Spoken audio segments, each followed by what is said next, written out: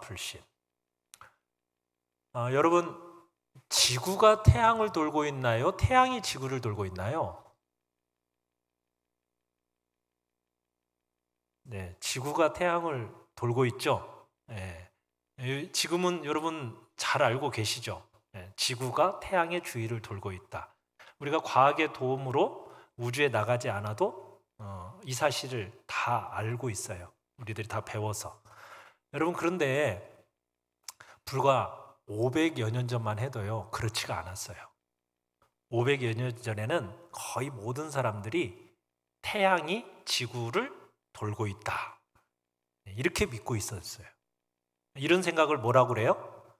천동설이라고 합니다. 천동설. 그러니까 당시에는 지구가 우주의 중심이라고 생각을 했고, 그리고 그런 생각을 가지고 태양과 별들이 지구의 주위를 돌고 있다, 이렇게 믿었던 겁니다. 자, 모두가 태양이 지구의 주위를 돌고 있다고 믿었는데 한 사람의 생각은 달랐습니다. 그 사람의 이름은 코페르니쿠스입니다. 이 코페르니쿠스라는 사람은 연구를 통해서 태양이 지구를 도는 게 아니라 지구가 태양을 돈다, 이렇게 발견한 거예요. 이런 생각을 뭐라고 그래요? 지동설이라고 합니다. 지동설. 과학 시간인가요? 네. 천동설과 지동설. 자, 그런데 이 지동설을 이야기하는 코페르니쿠스의 생각이 그 당시에는 맞았다고 생각했겠어요? 틀렸다고 생각했겠어요? 틀렸다고 생각했겠죠. 모든 사람들이 뭐라고 믿고 있었겠으니까요. 지구는 중심이고 태양이 지구 위에 주위를 돌고 있다라고 믿고 있었기 때문에 이렇게 말하는 코페르니쿠스에 대해서 정죄합니다. 심지어 죽이려고까지 했어요.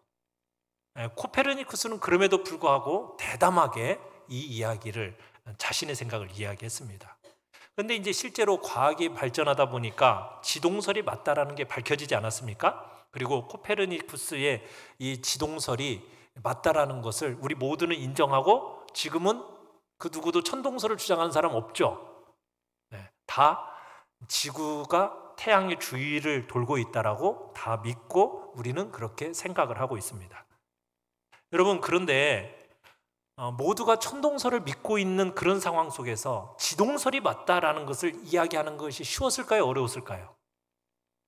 어렵죠. 어렵습니다. 그 당시에는 그걸 주장하면 죽여요. 여러분, 모두가 예라고 할 때 아니요 라고 말하는 것이 쉬워요? 어려워요? 어려워요. 왠지 말하는 사람, 많은 사람들이 말하는 쪽으로 다 기울어지게 돼 있어요.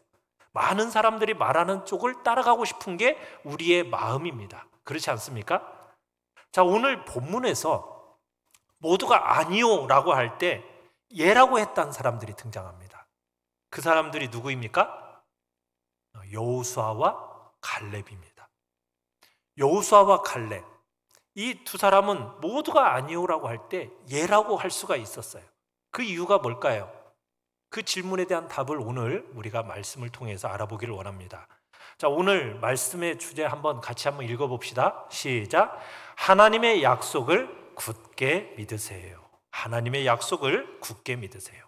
그러니까 여호수아와 갈렙은 하나님의 약속을 굳게 믿었기 때문에 모두가 아니요 라고 말할 때 예라고 대답할 수가 있었던 거예요.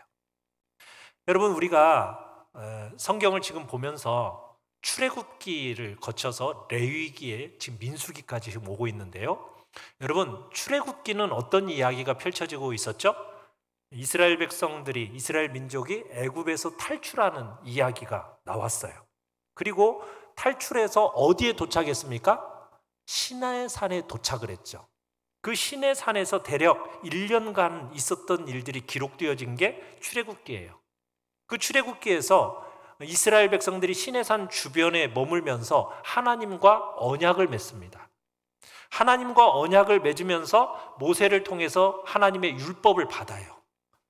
그리고 하나님이 보여주신 청사진을 따라서 무엇을 만들었죠? 성막을 만들고 성막에 사용되는 기구들을 만들었습니다. 그래서 부살렐과 오홀리압이라는 사람을 중심으로 해서 그 지휘하에 성막과 성막에 사용할 도구들이 제작이 되어지는 것이 바로 출애굽기 마지막에 이제 나오는 내용이에요. 그리고 나서 레위기가 나왔죠. 여러분, 레위기는 어떤 내용이었습니까? 성막 완성 후에 시내산에서 한 달간 머물면서 이제 하나님께로부터 받은 각종 율법이 기록되어 있어요. 하나님 앞에서 이 성막이 주어졌는데 성막 안에서 어떻게 제사를 어떻게 드릴 것인가, 그런 이야기들이 쭉 진행되어지고, 그리고 거룩한 하나님의 백성으로서 어떻게 살아가야 할까, 그 거룩한 백성의 삶의 방식에 대한 이야기가 레위기에 기록되어진 겁니다. 그리고는 이제 민수기로 와요. 민수기는 이스라엘 민족이 이제 시내산에서 본격적으로 광야 행군을 개시하는, 그래서 가나안 땅 맞은편인 모압 평지까지 이르게 되는 이야기입니다. 약 38년간의 과정이 기록되어져 있는 것이 민수기예요. 자, 하나님께서는 이스라엘 백성들이 약속의 땅을 출발하기 이전에 먼저 20세 이상으로서 싸움에 나갈 만한 모든 사람들을 진영별로 계수하라, 인구조사를 실시하라고 지시를 하십니다. 그래서 모세와 더불어서 지도자들이 이제 이 인구조사를 감당하게 되는데요, 하나님께서 세 가지 목적을 때문에 인구조사를 명령을 하시는 거예요. 그건 뭐냐면, 첫째는 하나님께서 아브라함에게 주신 약속이 어떻게 성취되었는지를 알도록 하기 위해서입니다. 하나님께서 아브라함에게 주신 약속이 뭐예요? 네 자손이 뭐처럼? 하늘의 별처럼, 바닷가의 모래처럼 많게 해주겠다라는 하나님의 약속이 있었어요. 그 약속이 얼마나 잘 지켜졌는가를 드러내기 위해서 인구조사를 하도록 명령하신 겁니다. 그리고 두 번째로는 이스라엘 사람들로 하여금 자신이 속한 지파, 집안, 이것에 대한 정체성을 확고히 하기 위해서 또 인구조사를 지시한 거예요. 그리고 세 번째는 가나안을 향해서 이제 행군에 나아갈 때 어떤 대열을 형성할 것인가, 그것을 지시하시기 위해서 인구조사를 실시한 겁니다. 그래서 이제 민수기의 첫 장을 보면은 인구조사의 이야기가 쭉 나와요. 인구조사를 해서 전쟁에 나갈 만한 20세 이상의 남자, 그런데 레위 지파는 제외하고 세봤어요. 몇 명이었다고 성경은 기록하고 있나요? 60만 3,550명 이렇게 돼 있어요. 60만 3,550명. 여러분, 이게 20세 이상의 싸움에 나갈 만한 남자들의 숫자예요. 그러면 여기에 여자들이 있겠죠? 또 노인들이 있겠죠? 어린애들이 있겠죠? 여러분, 그러면은 이 숫자가 몇 명이나 될 것 같아요? 적어도 200만 명 이상은 되겠죠. 그죠? 그러니까 이게요, 어마어마한 숫자입니다. 요셉 때 애굽으로 이제 야곱과 가족들이 들어가지 않았습니까? 그때 몇 명 들어갔어요? 그렇죠, 70명이 들어갔어요. 70명이 들어갔는데 400년이 지난 후에 지금 몇 명이 된 거예요? 200만 명 이상의 사람이 된 겁니다. 여러분, 이것은 엄청난 큰 민족으로 성장했다는 걸 보여주는 거예요. 하나님이 아브라함에게 하신 약속이 얼마나 신실해 지키셨는지를 보여준다는 겁니다. 그렇습니다. 하나님은 신실하신 분이세요. 하나님께서 우리에게 주시는 약속에 대해서는 반드시 이루시는 신실한 분이라는 것을 우리에게 보여주고 계시는 거죠. 자, 그리고 나서 이스라엘 백성들이 이제 시내산을 떠나서 이제 가게 됩니다. 그래서 약속의 땅, 가나안 땅의 근처 어디에 도착하게 됐느냐? 가데스 바네아라는 곳에 도착하게 돼요. 자, 가데스 바네아라는 곳에 도착한 이스라엘 백성들에게 하나님께서 말씀을 주십니다. 가나안 땅을 정탐할 사람들을 보내라. 내가 그 땅을 백성들에게 줄 건데 각 지파에서 지도자 한 사람씩을 택해가지고 그 사람들을 이제 정탐꾼으로 보낼 것을 명령하십니다. 그래서 모세가 정탐꾼 12명을 이제 모세의 명령에 따라서 가나안 땅에 올라가서 살펴보는데 며칠 동안 정탐을 했는지 아십니까?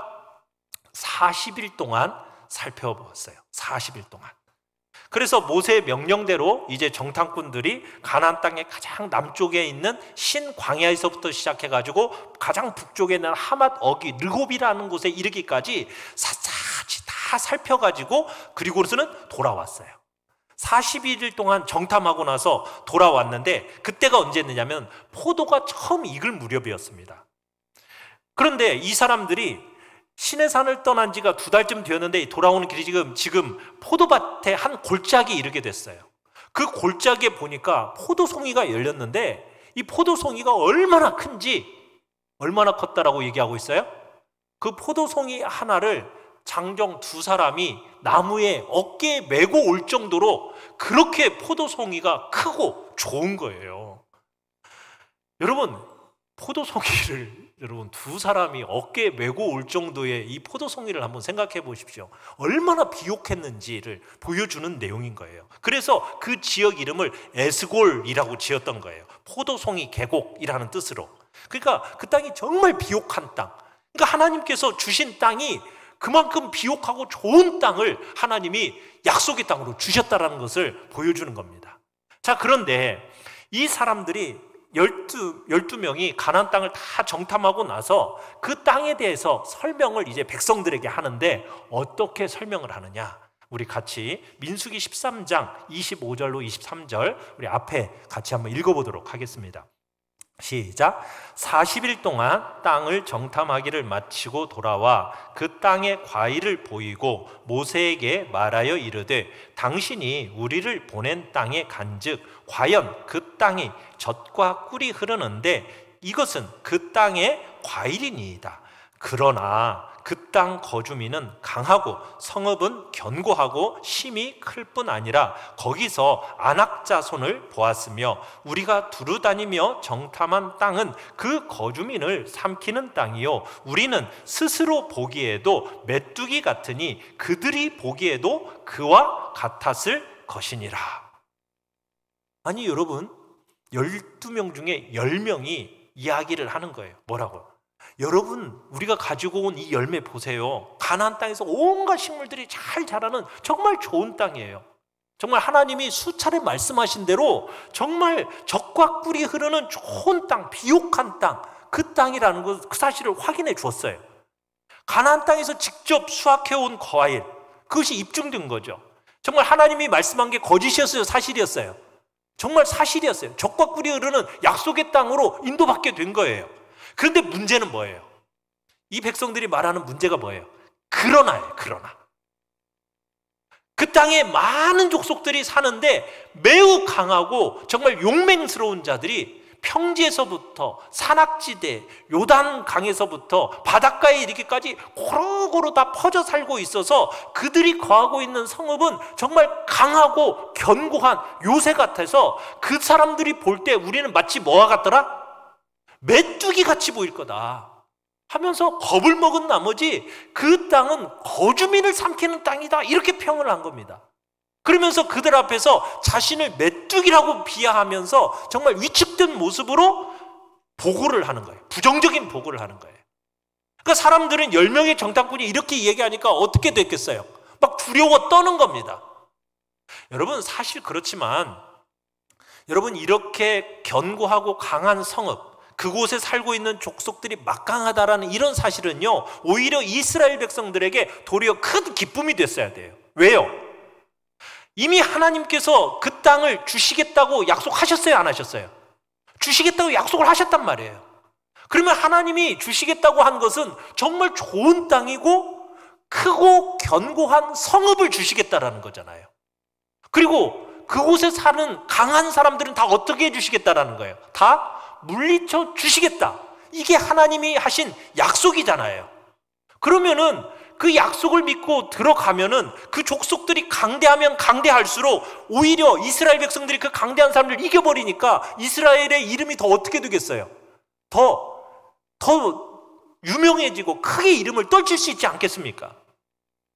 그러니까 오히려 그것에 대해서 기뻐하고 그런 땅을 하나님이 우리에게 주신다니, 그렇게 강한 사람들을 우리에게 이기게 하신다니, 이건 정말 놀라운 일이고 너무 감사한 일, 이렇게 반응을 했으면 좋았을 텐데 이스라엘 백성들은 기뻐하기는커녕 어떻게 했다라는 거예요? 오히려 두려움에 벌벌 떨었다라는 거예요. 절망했다라는 거예요. 낙담했다라는 거예요. 무엇 때문에? 하나님께서 이 견고한 성읍들을 무너뜨리시고 그 가운데 살고 있는 모든 가나안 족속들을 무너뜨리시겠다라고 약속해 주셨는데 그 약속에 대한 믿음이 없었기 때문에, 이 믿음이 없었기 때문에 축복이 뭘로 보인 겁니까? 저주로 보인 거예요. 믿음이 없었기 때문에 소망이 아닌 절망으로 보였던 거예요. 사랑하는 성도 여러분, 항상 우리에게 주어진 상황과 형편을 볼 때 여러분 믿음의 눈으로 볼 수 있어야 합니다.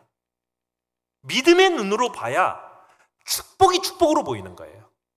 믿음의 눈으로 봐야 소망도 소망으로 보이는 겁니다. 믿음이 없는 사람들은요, 하나님의 축복을 발견할 수가 없어요. 오히려 하나님이 주시는 축복을 저주로 여긴다니까요. 여러분, 하나님이 어떤 분이십니까? 하나님은 우리에게 항상 좋은 것으로 주시는 분임을 믿으십니까?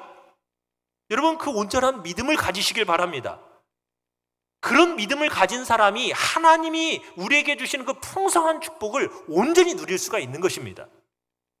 모두가 아니요 라고 할 때, 여러분 가나안 땅에 들어갈 수 없다라고 정말 아니요라고 할 때, 여러분 여호수아와 갈렙처럼 예 라고 이야기할 수 있는 것은 무엇이 그것을 가능하게 하는 겁니까? 바로 믿음이 가능하게 하는 것입니다. 민수기 13장 30절을 우리 같이 한번 읽어보겠습니다. 시작. 갈렙이 모세 앞에서 백성을 조용하게 하고 이르되 우리가 곧 올라가서 그 땅을 취하자 능히 이기리라. 갈렙이 얘기합니다. 우리 그 땅 올라가서 그 땅 차지하자. 우리 할 수 있다. 이게 갈렙이 침울해져가는 그 분위기를 반전시키려고 바꾸려고 그렇게 얘기를 합니다. 당장 올라가서 그 땅을 점령하자는 거예요. 여러분, 갈렙이 이렇게 얘기하는 것은 여러분 뭐에서 근거한 겁니까? 아무 자신의 어떤 혈기에서 비롯된 거였을까요? 만용이었을까요? 아닙니다. 이렇게 자신 있게 말할 수 있었던 건 뭐예요? 하나님에 대한 확고한 믿음이 있었기 때문이에요. 하나님께서 가나안 땅을 주시겠다고 약속하신 그 하나님의 약속에 대한 믿음에 근거한 그 힘이 그를 우리 올라갑시다. 당장 차지합시다. 이렇게 말할 수 있었던 거예요. 여러분, 그 믿음이 정말 갈렙을 통해서 나중에 나타나게 됩니다. 훗날 갈렙이요, 이때 나이가 40세예요. 그리고 45년이 지난 85세의 나이. 여기 85세보다 더 많으신 분 몇 사람 안 돼요? 여기 그죠? 네. 다 85세 이하입니다. 그죠?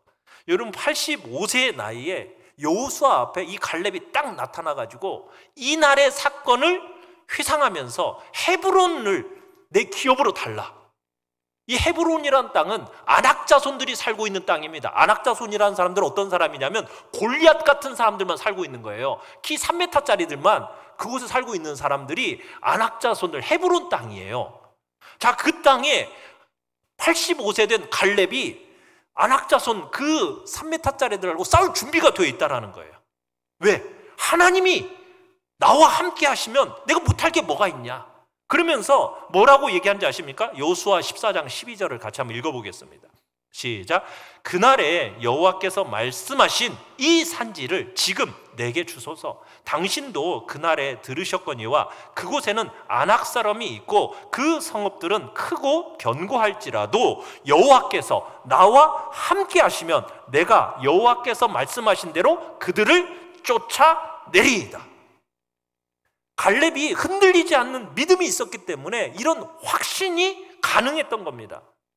갈렙은 그 믿음대로 정말 이 45년 전에 이렇게 올라갑시다, 우리 취합시다, 이 내용을 45년이 지난 40년 동안 광야 생활을 하면서 그 암울한 광야 생활을 다 이겨내고, 그리고 여호수아와 함께 가나안 땅을 정복해 가면서 마지막 그 5년 세월 동안에 이제 자신의 기업을 당당하게 차지하겠다고 그러면서 요구했고, 결국 어떻게 되었습니까? 갈렙이 올라가서 그 아낙 사람들 다 쫓아내고 그리고 헤브론 지역을 차지하게 된 거예요. 여러분, 믿음이라는 건 이런 겁니다. 절망적인 상황 속에서 소망을 바라보게 하는 것이고 마침내 그 소망을 이루게 하는 것이 믿음입니다.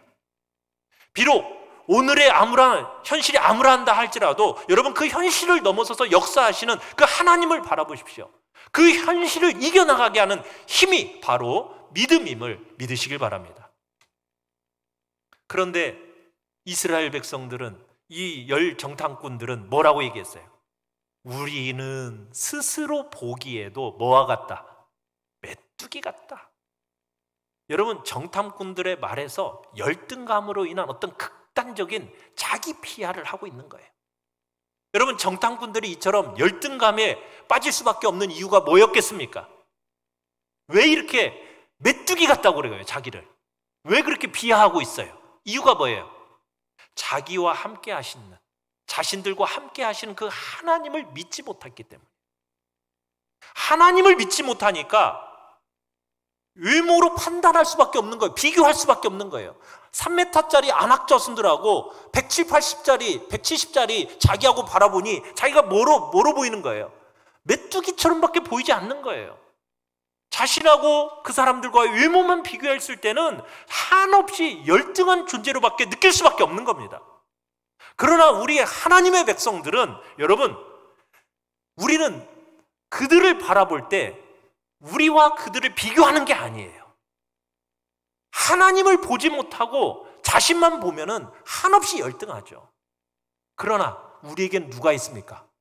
하나님이 계시는데, 하나님이 함께 하시는데, 하나님이 함께 하셔서 하나님이 택하신 우리들인데, 여러분, 하나님이 우리를 택하셨을 때는 우리가 잘나고 정말 위대하고 능력 있고 그래서 우리를 택하셨나요? 우리는 연약하고 보잘것없고 정말 약한 존재였기 때문에 우리를 택하여 부르셨다라는 거 여러분 인정하지 않으십니까? 우리는 그런 존재를 하나님이 택하여 부르셨어요. 그런 인간적인 면에서 우리는 세상 사람들과 비교하면요, 게임이 안 됩니다. 세상 사람들은 얼마나 잘나고 똑똑하고 능력 있는 사람들이 많은지 몰라요. 그들과 우리는 비교할 존재가 아니에요. 우리는 어떤 존재예요? 인간적인 육신 기준으로 육체를 따라 평가하면 여러분, 우리는 한없이 보잘것없을 수밖에 없어요. 하나님을 보지 못하고 우리 스스로만 비교하면 그렇습니다. 그러나 우리는 누가 함께 하시는 존재들이다?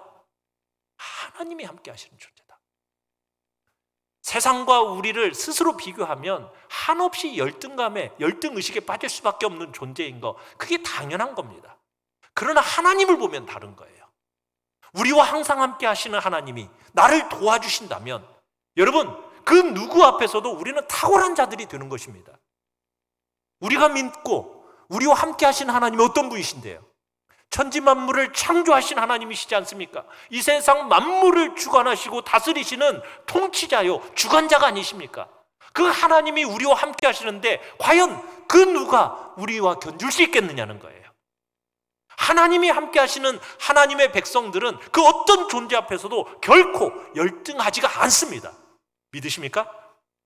여러분이 만약 열등감을 느낀다, 여러분 그렇다면은 그것은 나와 함께 하시는 하나님을 보지 못하기 때문에 열등감을 느끼는 거예요. 어떻게 보면 열등감을 느끼고 자기를 스스로 비하한다라는 것은 그것은 불신앙인 겁니다. 누구를 신뢰하지 않고 누구와 함께 하신다는 걸 믿지 않기 때문에, 하나님을 믿지 않으니까, 나와 함께 하시는 하나님을 보지 못하니까, 하나님이 나를 도우시는 분이라는 걸 믿지 못하니까, 알지 못하니까, 그러니까 스스로 열등감에 빠져서 자기 비하하고 좌절과 절망 속에서 스스로 그렇게 밑바닥까지 내려가는 거예요. 열등감은 불신앙의 증거라는 거예요.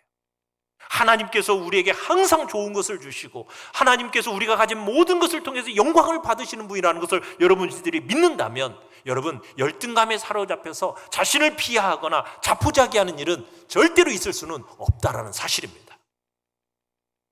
그러나 이 백성들은 여호수아와 갈렙의 이야기를 듣지 않습니다. 큰 소리로 울면서 모세와 아론에게 불평하기 시작합니다. 뭐라고 불평해요? 왜 우리를 이 땅으로 인도해서 죽게 하는가? 우리 다시 애굽으로 돌아가자. 정탐꾼의 보고를 들은 이스라엘 백성들의 반응이 이렇습니다. 정탐꾼들의 이 비관적인 보고가 여러분 백성들 사이에서 큰 동요를 일으켰어요. 그 각 땅에 대한 과장된 여러분 그 악평이 온 백성으로 하여금 다시 하나님을 원망하게 만듭니다. 그래서 이스라엘 백성들이 밤새도록 통곡했다. 모세를, 아론을 원망했다라고 얘기하고 있습니다. 심지어는 여러분 4절에서는 뭐라고 얘기했어요? 이 백성들의 원망이 어떻게까지 가고 있어요? 여호와와 모세를 버리고 다른 지도자를 세워서 우리 애굽으로 다시 돌아가자. 이런 계획까지 꿈꾸게 됩니다. 아니, 지금까지 하나님이 이들을 위해서 베풀어 주신 은혜가 얼마나 큰데 이런 건 생각하지 않고 얼마나 어이없는 상황이 전개되고 있는 것입니까? 그러자 여호수아와 갈렙이 옷을 찢으면서 그러면서 이렇게 말하는 거예요. 우리 민수기 14장 7절로 9절 같이 한번 읽어보겠습니다. 시작.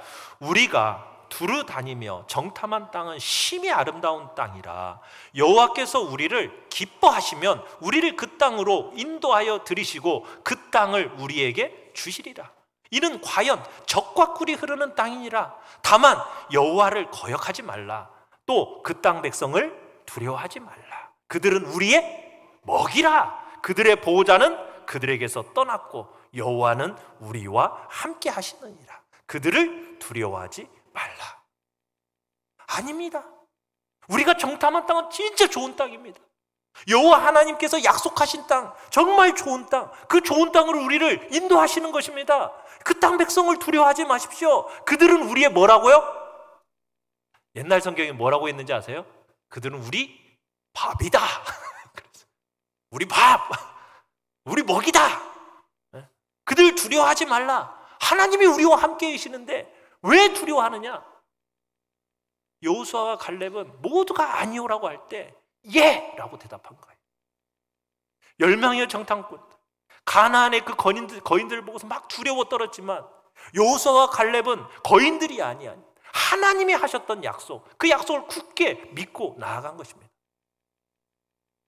백성들의 불평에 대해서 여호수아와 갈렙은 자기 옷을 찢으면서 그 백성들을 설득하려고 했어요. 메시지의 요지는 간단해요. 임마누엘. 임마누엘의 뜻이 뭐예요? 하나님이 우리와 함께 하신다. 함께 하시는데 뭐가 두려우냐? 그러니까 가나안 땅의 그 부정적인 면들, 원주민들의 너무 강하고 성읍은 요새화되어 있는 거, 그런 거 보지 말고 하나님이 우리에게 주시려는 땅은 젖과 꿀이 흐르는 정말 좋은 땅을 주시려고 하고 이미 좋은 세워진 성읍 요새를 우리에게 주시려고 하는 것인데 애굽을 떠나서 이곳까지 온 것도 하나님의 인도하심이고 하나님의 보호하심이 있어서 가능했던 거 아니냐. 이제 와서 왜 하나님이 우리를 버리시겠느냐. 그러면서 이 논리를 붙여가면서 올라가지 않는 것은 오히려 하나님께 반역하는 행위다. 못 박는 겁니다. 이스라엘이 결코 가나안을 정복하는 일에 물러서서는 안 된다. 그러면서 그 신념에 불타고 있는 거예요. 하나님이 함께 하신다면 그들은 우리의 뭐다? 밥이다. 먹이다. 그들은 우리의 먹이가 될 뿐이다. 그러면서 강한 확신을 표현하는 겁니다. 여호수아와 갈렙이 가나안 거민들을 우리의 밥, 우리 먹이. 그런데 여호수아와 갈렙을 제외한 10명의 정탐꾼들은 우리는 뭐다? 메뚜기다. 얼마나 대조되는 표현입니까? 그렇지 않습니까? 여러분 어떤 표현을 사용하시겠습니까? 여호수아와 갈렙이 가나안 족속을 두려워하지 않고 우리의 먹이다라고 담대히 주장할 수 있었던 이유, 그게 뭐라고요? 상황을 제대로 파악하지 못해서입니까? 아닙니다.